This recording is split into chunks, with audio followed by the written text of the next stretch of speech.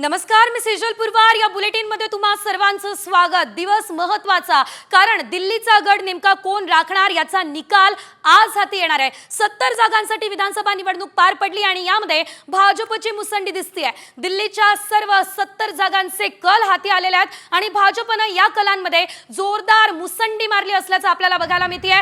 तर भाजप सध्या 42 जागांवरती आघाडीवर दिसतंय. दिल्लीमधल्या कलांनुसार सध्या तरी दिल्लीमध्ये सत्तांतराचीच परिस्थिती आपल्याला बघायला मिळतेय. आम आदमी पक्षाला मोठा धक्का मिळताना दिसतोय. 1993 नंतर आता भाजपचा मुख्यमंत्री दिल्लीमध्ये होणार का, हे बघणं अतिशय महत्त्वाचं असणार आहे. कलांनुसार दिल्लीमध्ये भाजपला बहुमत मिळत असल्याचं आपण पाहतोय. 42 जागांवरती दिल्लीमध्ये भाजपची आघाडी आपल्याला दिसतेय. सध्या जर आपण आकडे बघितले तर भाजपची यशस्वी घोडदौड सुरू आहे असंच म्हटलं तरी वावगं ठरणार नाहीये. कारण एकंदरीत नवी दिल्लीच्या कलांनुसार सध्या तरी मोठा उलटफेर झालेला आहे. नवी दिल्लीमधून अरविंद केजरीवाल हे स्वतः, अर्थातच आम आदमी पक्षाचा सर्वात महत्त्वाचा चेहरा अरविंद केजरीवाल पिछाडीवर दिसताय. मात्र केजरीवालांचे निकटवर्तीय मनीष सिसोदिया आणि आतिशी हे दोघेही जण देखील आपल्याला पिछाडीवर असल्याचं सध्या तरी बघायला मिळतंय. आम आदमी पक्षाला मोठा धक्का आणि भाजपच्या हाती आता येणार सत्ता, अशीच परिस्थिती आपल्याला बघायला मिळते. सुषमा स्वराज यांच्यानंतर भाजपचा मुख्यमंत्री आता दिल्लीमध्ये होणार आहे आणि असं सध्याचे कल सांगताय. आपण अद्यापही स्पष्ट असा निकाल देऊ शकत नाही, कारण अद्यापही या कलांमध्ये बदल होऊ शकतो. मात्र आता पुन्हा एकदा भाजपचीच सत्ता दिल्लीमध्ये येणार असल्याचं सध्या तरी बघायला मिळतंय. मोठा फेरबदल, मोठा उलटफेर हा दिल्लीमध्ये होतोय. आमचे प्रतिनिधी प्रमोद जगताप हे आपल्यासोबत लाईव्ह जोडले गेलेले आहेत. आपण थेट जाऊयात प्रमोद जगताप यांच्याकडे. प्रमोद, अतिशय महत्त्वाचा मुद्दा, तब्बल 1993 नंतर भाजपचा मुख्यमंत्री दिल्लीमध्ये होऊ शकतो. सध्या आपण जर बघितलं, सुषमा स्वराज यांच्यानंतर आता भाजपचा मुख्यमंत्री असेल. कोण दिल्लीमध्ये भाजपचा मुख्यमंत्री पदाचा चेहरा असू शकतो, काय नेमकं वाटतंय सध्याच्या कलांनुसार तरी, कारण भाजपच आघाडीवर दिसते.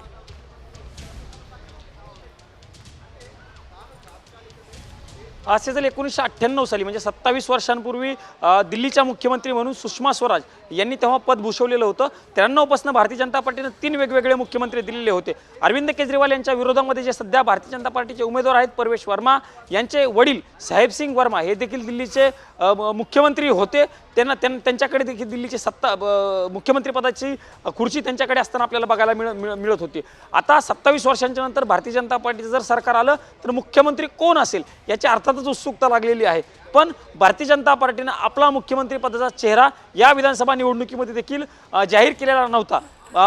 सेजल, हे सांगितलं पाहिजे की पंतप्रधान नरेंद्र मोदी यांच्याच चेहऱ्यावरती भारतीय जनता पार्टीने ही निवडणूक लढवलेली होती. मुख्यमंत्री कोण हे आमचे आमदार सत्ता आल्याच्या नंतर किंवा आमचे आमदार जास्त निवडून आल्याच्या नंतर ते आमदार ठरवतील की दिल्लीचा मुख्यमंत्री भारतीय जनता पार्टीचा कोण असेल. अशा पद्धतीची घोषणा भाजपकडनं वारंवार केली जात होती. भाजपकडनं अनेक महत्त्वाची नावं आहेत, पण भाजप नेमकं कोणाच्या गळ्यामध्ये माळ पाडतं हे बघणं महत्त्वाचं असणार आहे. सेजल, मागच्या काही वर्षांमध्ये किंवा मागच्या काही राज्यांमध्ये भारतीय जनता पार्टीनं एक वेगळीच नावं मुख्यमंत्री पदाची दिलेली होती. राजस्थान असेल, मध्य प्रदेश असेल, छत्तीसगड असेल, ओडिशा असेल, या राज्यामध्ये भारतीय जनता पार्टीनं नवे चेहरे मुख्यमंत्री म्हणून दिलेले होते. तशाच पद्धतीचा प्रयत्न भाजप दिल्लीमध्ये देखील करेल का हे बघणं महत्त्वाचं असेल. अनेक प्रॉमिनंट चेहरे आहेत, पण भाजपकडनं कुणाचंही नाव प्रमोट केलं गेलेलं नव्हतं. पंतप्रधान नरेंद्र मोदी यांच्याच चेहऱ्यावरती भाजपने ही निवडणूक लढवलेली होती.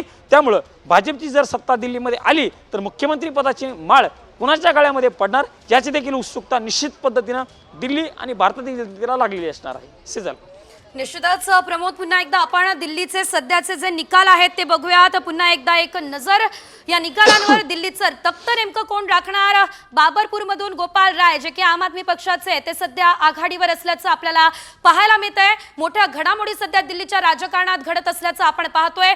70 जागांसाठी निवडणूक दिल्लीमध्ये झाली, त्यामध्ये 43 जागा भाजपकडे आणि 27 जागा आम आदमी पक्षाकडे येताना सध्या तरी आपल्याला बघायला मिळत आहे. दिल्लीच्या सर्व 70 जागांचे कल जे आहे ते आता साम टीव्हीच्या हाती लागलेले आहे. आता प्रमोद जगताप आमचे प्रतिनिधी आपल्या सोबत आहेत, त्यांच्याकडे थेट जाऊयात. प्रमोद, महत्त्वाचा मुद्दा, एका जागेवर काँग्रेस आतापर्यंत दिसत होती, मात्र तिथे सुद्धा आता काँग्रेस पिछाडीवर गेली असल्याचं दिसतंय आणि ही जी लढत आहे, काटेकी टक्कर जी आहे, केवळ भाजप आणि आम आदमी पक्षामध्ये दिसते. सविस्तर अपडेट या संदर्भात.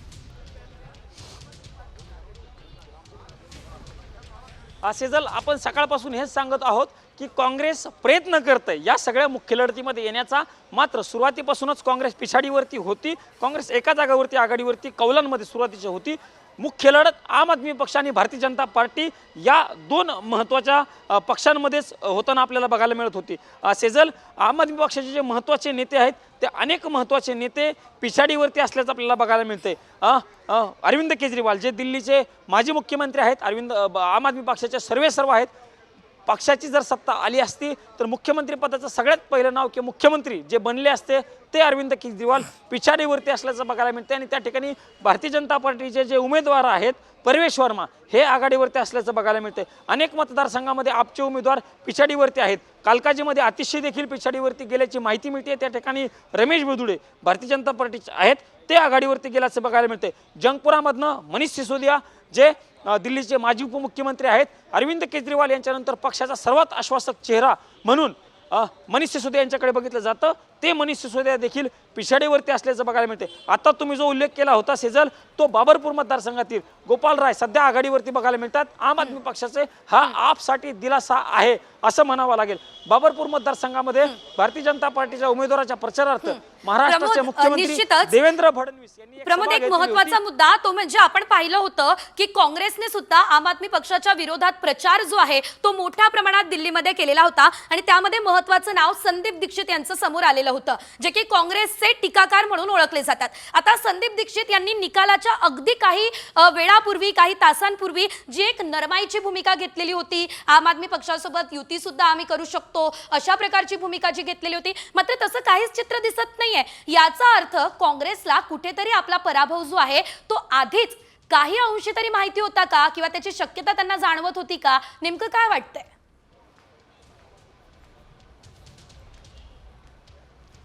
सेजल, काँग्रेसचे नेते म्हणजे दिल्लीतील काँग्रेसचे प्रॉमिनंट नेते आहेत ते खाजगीत बोलताना हे मान्य करत होते की आम्ही लढत फाईट देणार नाही, म्हणजे आमच्या जागा किंवा आमची सत्ता येईल असं आम्हालाही वाटत नाही. अशा पद्धतीची प्रतिक्रिया काँग्रेसचे नेते खाजगीत बोलताना पत्रकारांशी सांगायचे.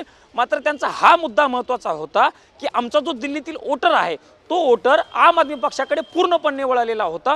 तो वोटर जरी आमच्याकडे आला तरी आमचं यश आहे, म्हणजे आमच्या जागा निवडून जास्त नाही आल्या, काही जागा थोड्या निवडून आल्या आणि आमचा मतदार पुन्हा आमच्याकडे आला पाहिजे, ही काँग्रेस पक्षाची मुख्य भूमिका होती. आणि म्हणूनच काँग्रेस पक्ष ताकदीनं निवडणुकीमध्ये उतरल्याचं बघायला मिळालेलं होतं. सेजल, काँग्रेसनं सगळ्या जागांवरती फोकस केलेला नव्हता. साधारणतः 15 ते 20 अशा जागा होत्या, त्या जागांवरती काँग्रेसनं खूप फोकस केल्याचं बघायला मिळालेलं होतं. त्यातली एक जागा होती संदीप दीक्षित यांची. संदीप दीक्षित हे माजी मुख्यमंत्री शीला दीक्षित यांचे चिरंजीव आहेत. ते अरविंद केजरीवाल यांच्या विरोधामध्ये नवी दिल्ली विधानसभा मतदारसंघामधनं निवडणूक लढवत आहेत. संदीप दीक्षितांनी स्पष्ट केलेलं होतं की आपसोबत कुठल्याही पद्धतीची युती होणार नाही, आपसोबत युती होणार नाही हे सांगणारे जे 2-3 काँग्रेसचे महत्त्वाचे नेते होते त्यात अजय माकन असतील आणि संदीप दीक्षित असतील, जयराम रमेश असतील, हे महत्त्वाचे नेते होते. त्यामुळं संदीप दीक्षित यांनी स्पष्ट सांगितलेलं होतं की काँग्रेस थेट निवडणूक लढवत आहे, आमच्या जागा निवडून येऊ शकतात अशा पद्धतीचा दावा देखील संदीप दीक्षित करायचे. मात्र आता काही दिवसांपूर्वी त्यांनी सांगितलं, म्हणजे मतदानानंतरच त्यांनी सांगितलं,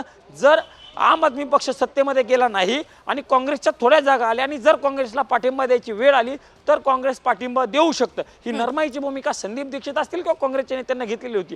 हे स्पष्ट तेव्हाच झालेलं होतं की जर आम आदमी पक्षाला स्पष्ट बहुमत मिळालेलं नाही पण काँग्रेसच्या पाठिंब्यानं जर सरकार येऊ शकत असेल तर त्यामध्ये इंडिया आघाडीतील अनेक महत्त्वाचे नेते किंवा महत्त्वाचे पक्ष यामध्ये महत्त्वाची भूमिका बजावतील. त्यात एक नाव होतं उद्धव ठाकरे यांच्या पक्षाचं, शरद पवार यांच्या पक्षाचं आणि अखिलेश यादव यांचं एक नाव चर्चेत होतं. का जर आम आदमी पक्षाला जागा कमी पडल्या तर त्यांना काँग्रेसला पाठिंबा देण्याची किंवा राजी कोण करेल तर हे 3 महत्त्वाचे पक्ष करू शकतात अशी चर्चा होती. पण काँग्रेस सध्या तरी कुठंच फाईटमध्ये दिसत नाहीये. भारतीय जनता पार्टीची जोरदार मुसंडी सध्याच्या कौलांमध्ये तरी आपल्याला बघायला मिळते.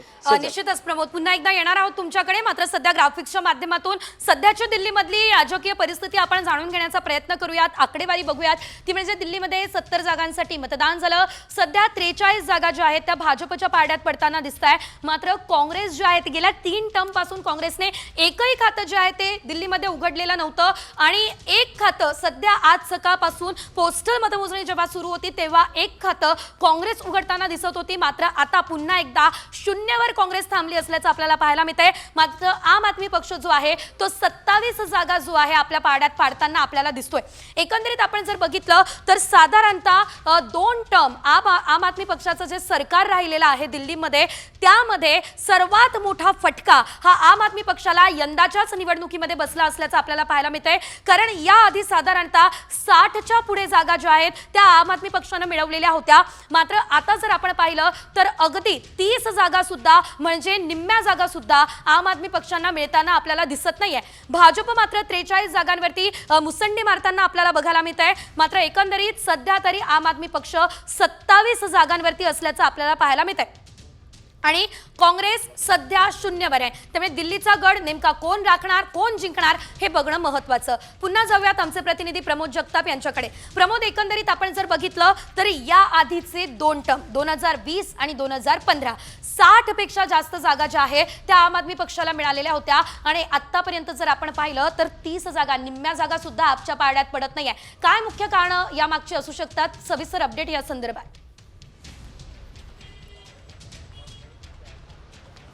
सेजल, जर दिल्लीमध्ये सरकार स्थापन करायचं असेल तर 36 जागांचं बहुमत तुमच्याकडे पाहिजे आणि ते बहुमत आलं तरच तुम्ही दिल्लीमध्ये सरकार स्थापन करू शकता.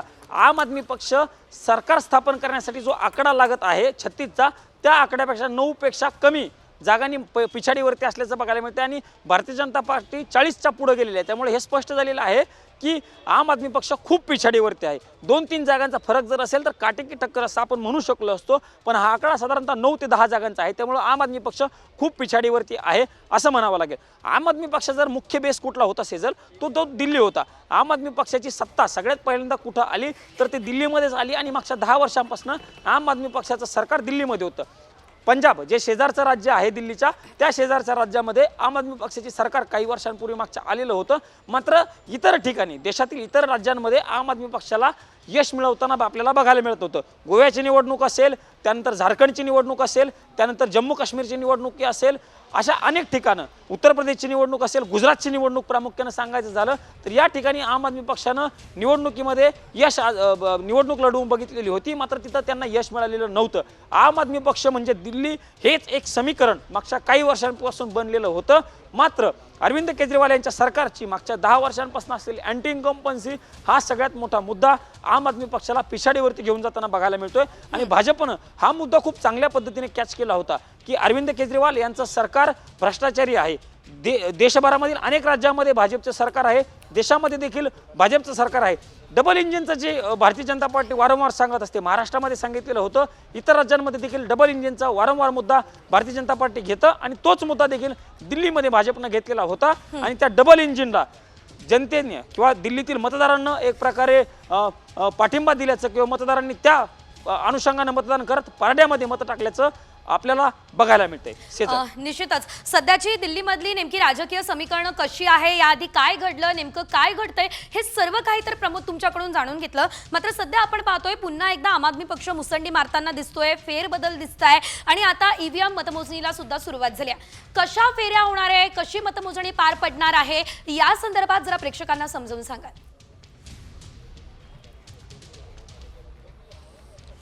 साधारणतः 17 मतमोजणी केंद्रांवरती 70 जागांची मतमोजणी दिल्लीमधील होणार आहे. सुरुवातीला पोस्टल बॅलेटचं मतदान झाल्यानंतर वेगवेगळे राऊंड जे आहेत ते ईव्हीएमचे होणार आहेत. अर्थात मतदारांच्या संख्येनुसार किंवा मतदारांच्या संख्येनुसार वेगवेगळे टेबल्स राऊंड केलेले आहेत. काही ठिकाणी 18 राऊंड होणार आहेत, काही ठिकाणी 19 राऊंड होणार आहेत. हे राऊंड्स सध्या वेगवेगळ्या ठिकाणी होणार आहेत. दिल्लीतील विधानसभा मतदारसंघ हे कमी मतदारसंघांचे असल्यामुळं किंवा कमी मतदार त्या मतदारसंघामुळे मध्ये असल्यामुळं मतमोजणी जी आहे ती खूप लवकर पार पडेल. पण मतकेंद्र जे आहेत ती खूप कमी आहेत. महाराष्ट्रामध्ये जर आपण बघायला गेलं तर महाराष्ट्रामध्ये विधानसभेची मतमोजणी विधानसभा मतदारसंघावाईज होत असते. म्हणजे 288 मतदारसंघाची मतमोजणी 288 मतदार केंद्रामध्ये महाराष्ट्रामध्ये पार पडताना आपल्याला बघायला मिळत होतं. दिल्लीमध्ये मात्र तसं नाहीये. 70 जागांची मतमोजणी ही एक 17 ठिकाणी होती. त्यामुळं मतमोजणीसाठी वेळ लागेल, पण टेबल जे आहेत ते केलेले आहेत वेगवेगळे आणि राऊंड होत आहेत. म्हणजे 17 राऊंड असतील, 19 राऊंड असतील, अशा पद्धतीचे राऊंड होतील आणि त्यानंतर आकडे जे आहेत ते समोर होतील. मागच्या साधारणतः शेजल पाऊण तासांपासून ईव्हीएमच्या मतमोजणीला सुरुवात झालेली आहे आणि ईव्हीएमच्या मतमोजणीमध्ये देखील आता कोण पुढे जातं हे बघणं महत्त्वाचं असणार आहे. सध्या भारतीय जनता पार्टी पुढं आहे असं सध्या दिसतंय, मात्र ईव्हीएममध्ये आम आदमी पक्षाला यश मिळतंय का हे देखील बघणं महत्त्वाचं असणार आहे. पण काटेकी टक्कर फाईट आम आदमी पक्ष आणि भारतीय जनता पार्टी या दोनच महत्त्वाच्या पक्षांमध्ये होताना दिल्लीमध्ये सध्या आपल्याला बघायला मिळते. शेजल निश्चितच प्रमोद, तुम्ही असेच जोडलेले राहा. मात्र सध्या मोठ्या बातम्या ज्या समोर येत आहेत, एक ब्रेकिंग न्यूज, 70 जागांचे कल हाती आले आहेत. भाजपने जोरदार मुसंडी मारली असल्याचं दिसतंय. कलांनुसार भाजपला सध्या तरी बहुमत मिळताना दिसतंय आणि या ठिकाणी आम आदमी पक्षाला मात्र मोठा धक्का मिळत असल्याचं सध्या तरी दिसतंय. ग्राफिक्सच्या माध्यमातून आपण जाणून घेतोय सध्याची राजकीय गणितं. दिल्लीमध्ये 70 जागांसाठी निवडणूक जी आहे, विधानसभा निवडणूक पार पडली होती. 44 जागा सध्या तरी भाजपच्या पारड्यात पडल्या असल्याचं बघायला मिळतंय. मात्र हा आकडा आता वाढलेला आहे. 45 जागा या भाजपच्या पारड्यात पडल्या असल्याचं बघायला मिळतंय. तर जे काँग्रेसने एक खातं उघडलेलं होतं त्या ठिकाणी सुद्धा काँग्रेसला अपयशच येत असल्याचं पाहायला मिळतंय. तर 25 जागांवरती सध्या तरी आपण आम आदमी पक्षाला पाहतोय. आम आदमी पक्षाचा आकडा आतापर्यंत 27 वर पोहोचलेला होता, आकडा वाढलेला होता आणि आता हा आकडा 25 वर गेला असल्याचं बघायला मिळतंय. भाजप मात्र 45 जागांवरती आघाडीवर असल्याचं आपल्याला बघायला मिळतंय. कलांनुसार भाजपलाच सध्या तरी बहुमत मिळत असल्याचं आपल्याला पाहायला मिळतंय. दिल्लीच्या सर्व 70 जागांचे कल जे आहेत ते आता साम टीव्हीच्या हाती आले असल्याचं आपण पाहतोय. निकालांचे अचूक अपडेट आपण साम टीव्हीच्या माध्यमातून जाणून घेतोय. खरं तर दिल्ली नेमकी कुणाची याचा फैसला आज होणार आहे. तर आपण पाहिलं तर या आकडेवारीनुसार भाजपच सध्या पुढे असल्याचं आपल्याला पाहायला मिळतंय. काटेकी टक्कर ही आम आदमी पक्ष आणि भाजपमध्ये होणार असं म्हटलं जात असलं किंवा एक्झिट पोल त्या स्वरूपाचे असले तरी सुद्धा सध्या जर आपण पाहिलं तर या ठिकाणी आपची घोडदौड जी आहे ती केवळ 25 जागांवर थांबली असल्याचं बघायला मिळतंय. पुन्हा जाऊयात आमचे प्रतिनिधी प्रमोद जगताप यांच्याकडे. प्रमोद, आपण पाहतोय आतापर्यंत आपची जी यशस्वी घोडदौड चालू होती असं आपण म्हटलं तरी वावगं ठरणार नाही, कारण काटेकी टक्कर बघायला मिळत होती. मात्र आता केवळ 25 वरती आप थांबला असल्याचं दिसतंय. काय म्हणाले या संदर्भात?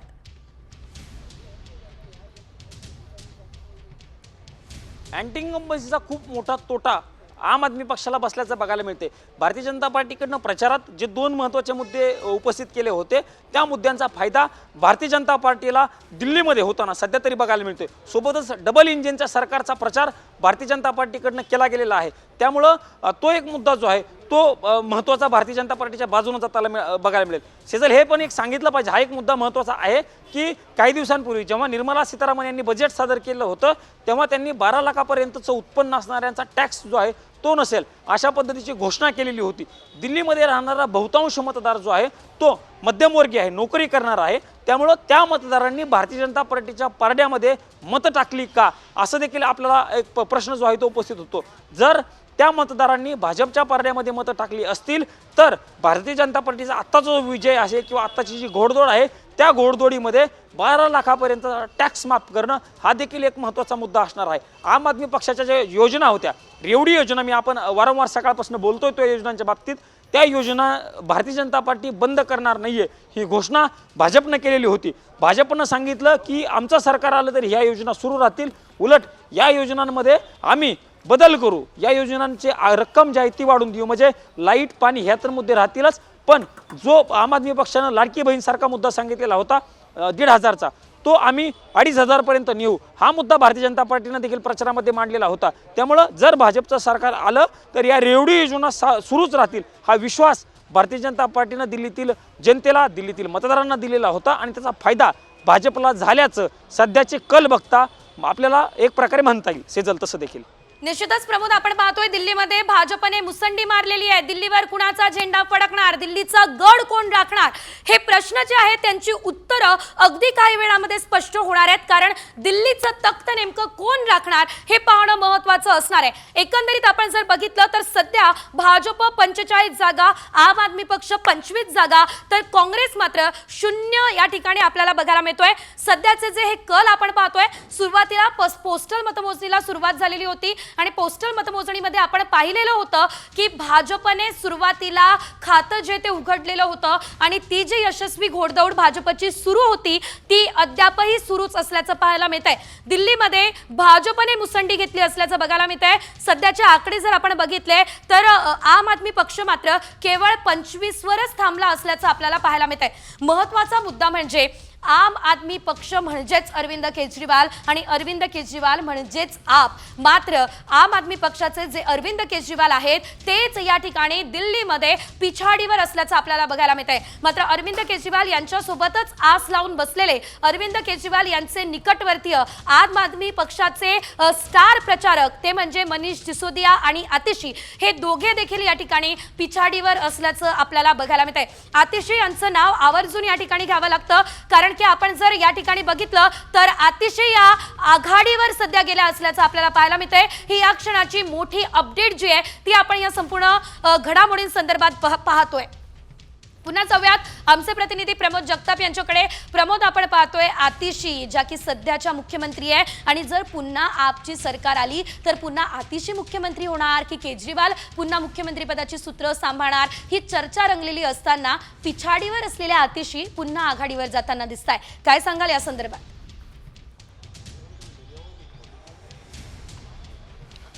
ईव्हीएमची मतमोजणी जी आहे ती आपण जसं सांगितलं तसं सुरू झालेली आहे आणि ईव्हीएममध्ये आता आतिशी ज्या आहेत ज्या कालकाजी विधानसभा मतदारसंघाच्या उमेदवार आहेत त्या आघाडीवरती जाताना बघायला मिळते। त्या ठिकाणी तिरंगी लढत होते। काँग्रेसचा उमेदवार देखील खूप स्ट्रॉंग आहे, अलका लांबा या काँग्रेसच्या उमेदवार आहेत कालकाजी मतदारसंघामधनं आणि रमेश बिदुडी यांना भाजपने उमेदवारी दिलेली आहे। रमेश बिदुडी साधारणतः 1 तास आघाडीवरती होते भारतीय जनता पार्टीचे, मात्र ते आता पिछाडीवरती जाऊन आतिशी या पुन्हा एकदा आघाडीवरती जाताना बघायला मिळतात। आतिशी या आम आदमी पक्षाच्या स्टार कॅम्पेनर देखील होत्या। मुख्यमंत्री म्हणून अरविंद केजरीवाल यांना जेव्हा पद सोडावं लागलं होतं तेव्हा त्यांच्या समोर जे ऑप्शन्स होते ते कुणाच्या गळ्यामध्ये मुख्यमंत्री पदाची माळ टाकतील अशी चर्चा होती। तेव्हा त्यांनी एक महिला जी आतिशी या अरविंद केजरीवालांच्या अतिशय निकटवर्ती मानल्या जातात त्यांच्या गळ्यामध्ये मुख्यमंत्री पदाची माळ टाकली होती। आतिशी यांनी या विधानसभेच्या प्रचारामध्ये स्पष्ट केलेलं आहे की जर दिल्लीमध्ये आम आदमी पक्षाचं सरकार आलं तर मुख्यमंत्री म्हणून अरविंद केजरीवालच असतील हे त्यांनी वारंवार आणि स्पष्ट केलेलं आहे। असं असताना काही वेळापासून पिछाडीवरती असणाऱ्या आतिशी या आघाडीवरती जाणं आम आदमी पक्ष आणि आतिशी यांच्यासाठी दिलासा देणारी बातमी आहे असं आता सध्या तरी आपल्याला म्हणावं लागेल। निश्चितच पुन्हा एकदा आपण सध्याचे कल बघूयात। प्रमोद, सध्या जर आपण पाहिलं तर आपची आघाडी आहे 24 जागांवरती मात्र आपची आघाडी थांबली असल्याचं बघायला मिळतंय। आतापर्यंत साधारणतः 30चा आकडा गाठलेली आम आदमी पक्ष हा आता मात्र केवळ 24 जागांवर थांबला असल्याचं बघायला मिळतंय। दिल्लीमधल्या सर्व 70 जागांचे कल जे आहेत ते हाती आलेले आहेत आणि सध्याच्या या कलांनुसार भाजपची 46 जागांवरती मुसंडी आपल्याला बघायला मिळते। भाजपला बहुमत या ठिकाणी मिळताना दिसतंय। त्यामुळे एकंदरीत आपण जर बघितलं तर सुषमा स्वराज यांच्यानंतर आता भाजपचा मुख्यमंत्री जो आहे तो दिल्लीमध्ये विराजमान होणार असल्याचं सध्या तरी चित्र दिसतंय। कारण 1993 नंतर आता सध्या आपण पाहतोय की भाजपला या ठिकाणी बहुमत मिळतंय आणि त्यामुळे यंदा तरी भाजपचा मुख्यमंत्री आता दिल्लीमध्ये विराजमान होणार असं सध्या तरी सांगितलं जातंय। मात्र साधारणतः 2 टर्म मुख्यमंत्री पदावर विराजमान असलेले आम आदमी पक्ष अर्थातच अरविंद केजरीवाल त्यांना मात्र या ठिकाणी जोरदार धक्का बसला असल्याचं आपल्याला पाहायला मिळतंय। एकंदरीत अरविंद केजरीवाल यांच्या विरोधात जो काही प्रचार हा दिल्लीमध्ये झालेला होता, भाजपने जे भ्रष्टाचाराचे आरोप अरविंद केजरीवाल यांच्यावर केले, जरीही रेवडी योजना रेवडी पद्धत जी अरविंद केजरीवाल यांची आहे ती जरी अरविंद केजरीवाल यांच्यासाठी गेम चेंजर ठरलेली असली तरी सुद्धा भाजपने जे काही गंभीर स्वरूपाचे आरोप अरविंद केजरीवाल यांच्यावर केले त्याचा फटका अरविंद केजरीवाल यांच्या आपला सध्या तरी आपल्याला बसताना बघायला मिळतोय। एकंदरीत आपण जर बघितलं तर दिल्लीमधला जो सामान्य वर्ग आहे त्यांचा विश्वास जो आहे तो अरविंद केजरीवाल यांच्यावरून उडालाय का हा प्रश्न सध्या उपस्थित होतोय। कारण अरविंद केजरीवाल यांना जेलवारी करावी लागलेली होती, त्यांच्या पाठोपाठ मनीष सिसोदिया यांना सुद्धा जेलवारी करावी लागलेली होती।